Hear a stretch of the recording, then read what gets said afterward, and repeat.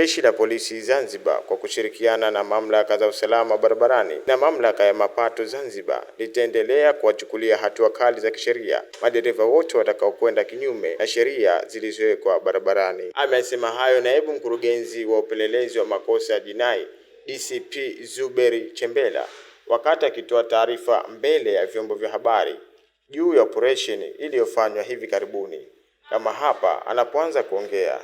ZARTSA na mamlaka ya mapato Zanzibar ZRA kwa pamoja tulifanya operesheni ya siku 10 katika maeneo mbalimbali ya mikoa ya Unguja, kwa maana ya mjini Magharibi, Kaskazini Unguja na Kusini Unguja.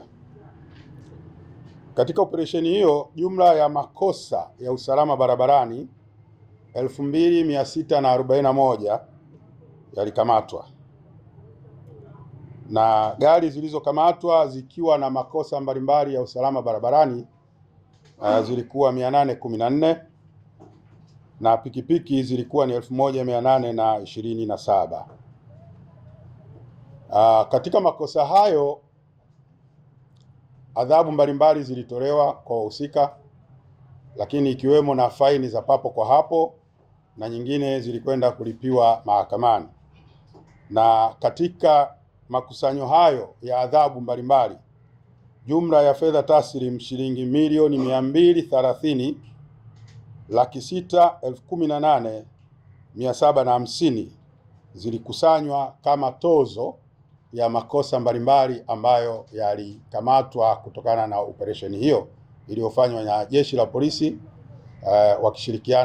tukishirikiana na mamlaka nyingine za usalama barabarani pamoja na mamlaka ya mapato Zanzibar.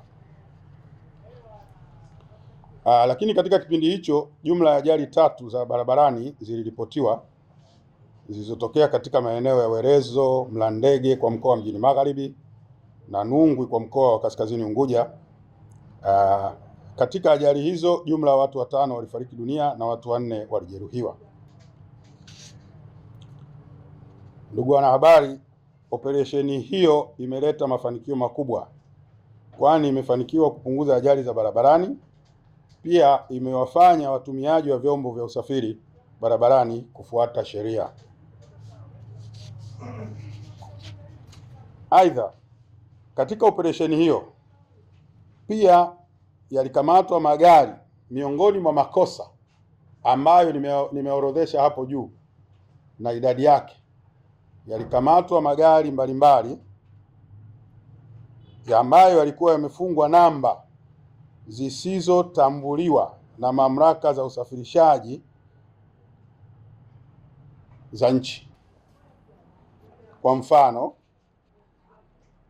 tumekamata magari yakiwa na namba zilizoandikwa SSH 2530. Gari nyingine zilikuwa na namba zilizoandikwa Mwinyi 2530. Lakini pia kuna magari ambayo yalikuwa na namba yameandikwa Tamba na Ameri Urais 2025 2023. 2025 2030. Lakini vile vile kufunga taa za vimulimuli na baadhi ya magari kutumia nambari za Tanzania bara, nambari ambazo ili zitumike Zanzibar lazima utaratibu wa kisheria ufanyike, lakini hizo tulizikuta zimefungwa, lakini hakuna utaratibu wote wa kisheria uliofanyika katika kufungwa kwa namba hizo.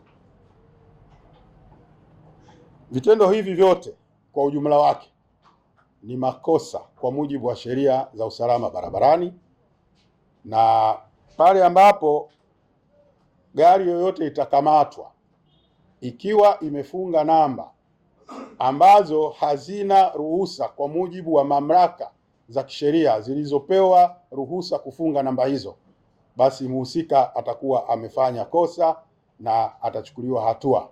Na hatua zilizochukuliwa ni pamoja na zile faini kama thamani ya fedha nilizoeleza kule awali.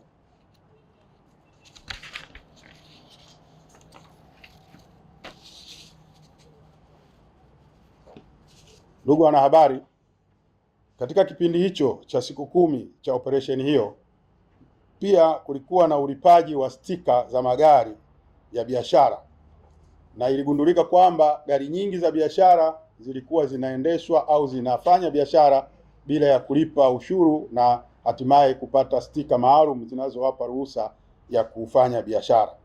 Kwa hiyo baadhi ya magari yalikamatwa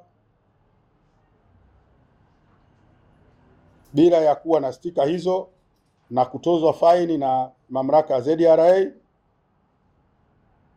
Lakini katika faini hizo jumla ya fedha taslimu milioni 80 zilikusanywa kutokana na ukiukwaji huo wa sheria, ambapo gari za biashara zilikuwa zinafanya biashara bila ya kuwa na stika.